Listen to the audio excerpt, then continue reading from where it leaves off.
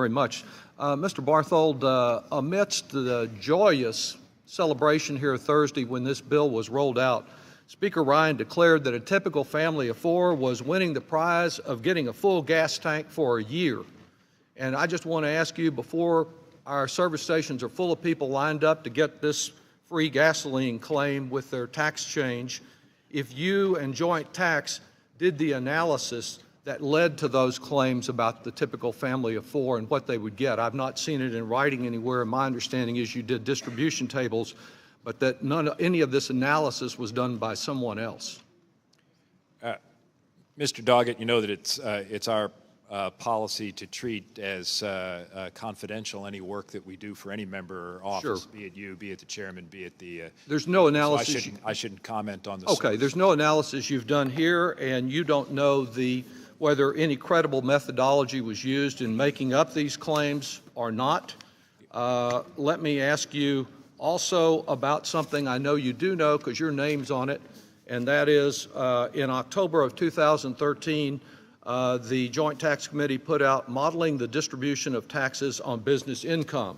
And is it not correct that in that report you determined that the effect of corporate taxes and changing them, 75% of the tax is borne by shareholders, by capital, and only 25% by workers? That's actually the long-run Yes, result. sir. And about the same time, the Treasury Department said you were a little conservative. They actually said it was 82% to the owners of capital and only 18% to workers.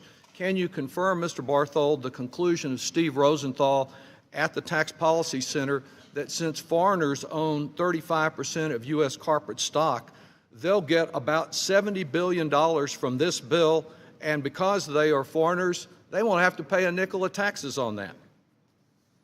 I cannot confirm Mr. Rosenthal's calculations, but it is the result, and it is not part of our distribution analysis, benefits that foreign persons may get. That's excluded. But the foreigners wouldn't pay any taxes on their share of this boondoggle, would they?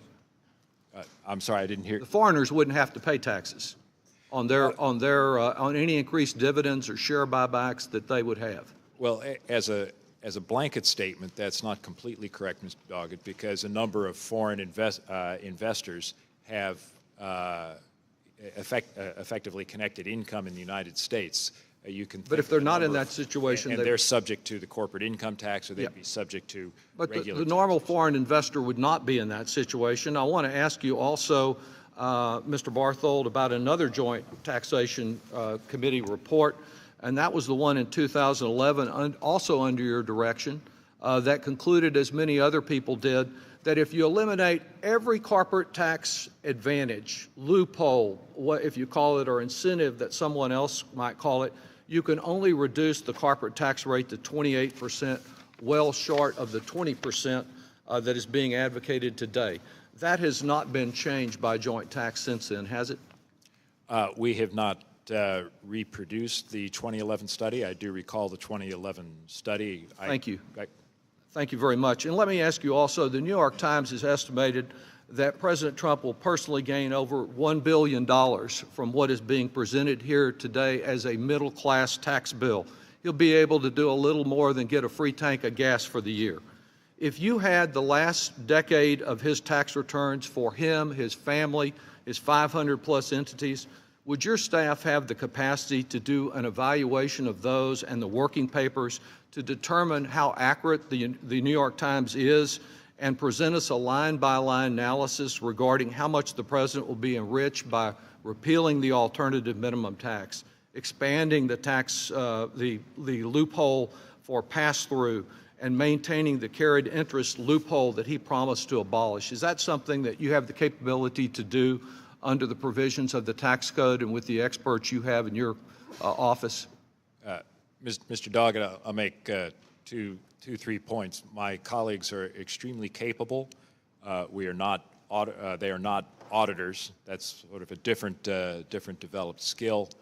But to undertake the 10-year analysis that you're talking about, I'd require a lot more financial resources to hire additional people. Right. It would have required a little time, like the first time I made an amendment to do just give you Gentleman's that time information. is